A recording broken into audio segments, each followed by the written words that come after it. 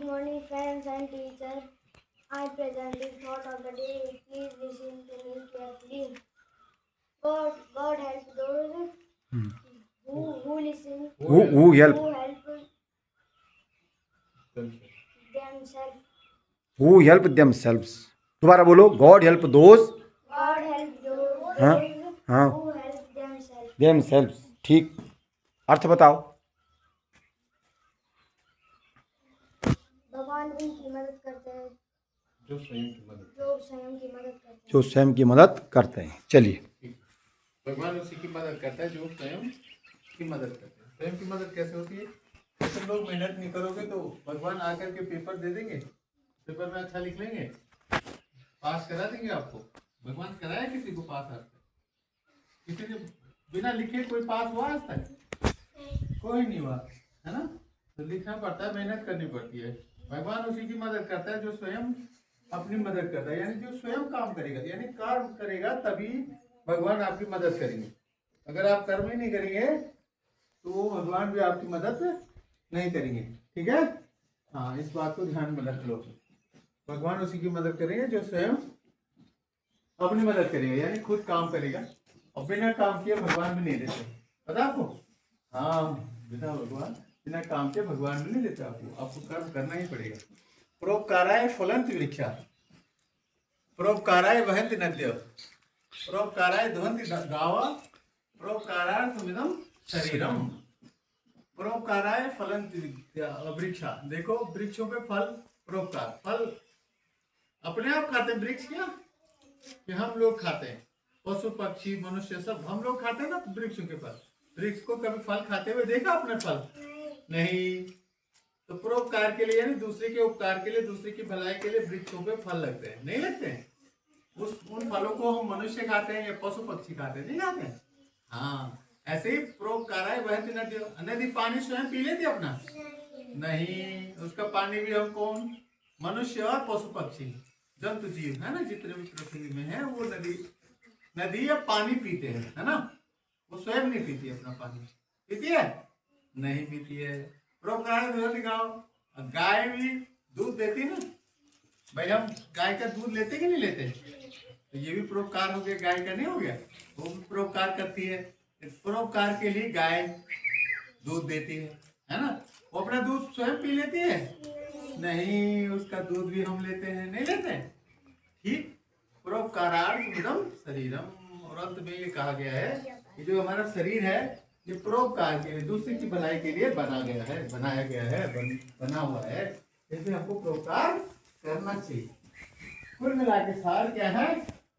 हमको परोपकार करना चाहिए। परोपकार का मतलब दूसरे की भलाई, जहां तक हो सके हमको अच्छे काम करने हैं, दूसरों की भलाई करनी है, दूसरों के बारे में अच्छा सोचना है, दूसरों के लिए कुछ अच्छी उनकी मदद करनी है, जो असहाय है ना, तो उनकी मदद करनी है।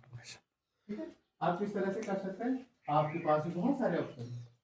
आप अपने से छोटों को प्यार से रख सकते हैं, है ना, उनको सिखा सकते हैं, उनको समझा सकते हैं। और अपने से बड़ों का मदद कर सकते हैं, जो बूढ़े बुजुर्ग है, आपके दादा दादी है ना, मम्मी पापा, उनकी मदद कर सकते हैं, है ना? और क्या कर सकते हैं आप? जब बड़े हो जाएंगे तो तब समाज में बहुत सारे आपको काम करने को मिलेंगे, है ना? परोपकार के भी बहुत सारे काम, दूसरे का उपकार करने, दूसरे की भलाई करने के बहुत सारे काम मिलेंगे आपको, करते रहना। ठीक है, ठीक है, जब बड़े होंगे। ठीक है, परोपकार के लिए ये शरीर मिला है, दूसरों का भला करना चाहिए। सामान्य ज्ञान है, देखो हमारे देश का नाम भारत, महाराजा दुष्यंत और महारानी शकुंतला के पुत्र चक्रवर्ती सम्राट हुए हैं भरत। ठीक है, इनके माता पिता का नाम क्या था? दुष्यंत और शकुंतला।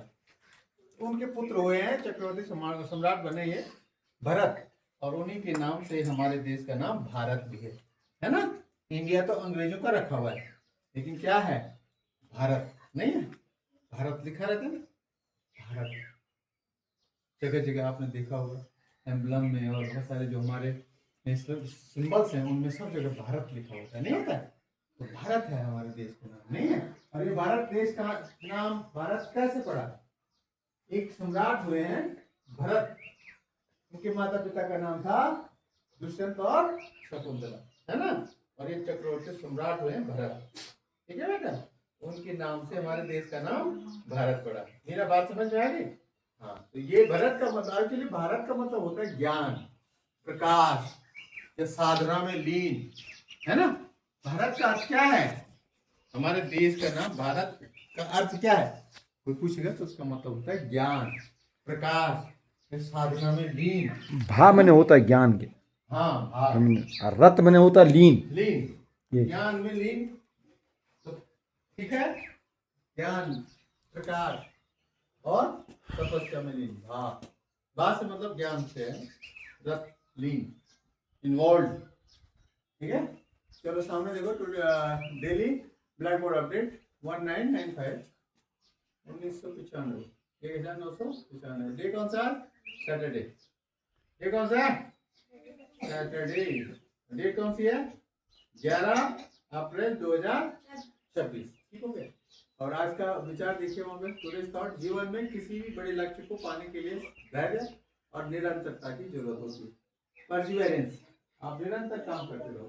ठीक है, डेली रोज रोज रोज रोज रोज पढ़ते रहो, पढ़ते रहो, पढ़ते रहो, रोज 3 घंटे रोज पढ़ते रहो। नहीं, आगे जाकर के आपको अपना लक्ष्य मिल जाएगा। आप अच्छे होशियार बच्चे बन जाओगे। तो अगर आपने जीवन में कोई सफलता पानी है, कुछ अच्छा करना है, तो क्या करना है? आपको धैर्य रखना है, उतावला नहीं होना है, धैर्य से काम करना है। ठीक है, पेशेंस होना चाहिए, और पेशेंस के साथ परसिवेरेंस। ठीक है, परसिवेरेंस करें, काम पे लगे रहना, छोड़ना नहीं। ठीक है, ये नहीं सोचना यार ये मेरे से नहीं होगा, छोड़ो ना, करते रहना, लगातार करते रहना। आज का वर्ड है क्यूरियोसिटी। क्यूरियोसिटी मतलब जिज्ञासा, जिज्ञासा, जानने की इच्छा, है ना। ये क्या है ना। छोटे बच्चों में देखा होगा आपने, छोटे छोटे बच्चे होते हैं, उनमें बड़ी जिज्ञासा होती है। वो पूछते रहते हैं मम्मी पापा दादा दादी या भाई बहन से तरह तरह के सवाल, नहीं पूछते रहते। What is this, what is that, how is this, how is that, why is that, है ना, व्हाई व्हाट हाउ, है ना, ये सब वैन सब पूछते हैं वो। तो उनमें क्या होती है? बहुत ज्यादा जिज्ञासा होती है छोटे बच्चों को।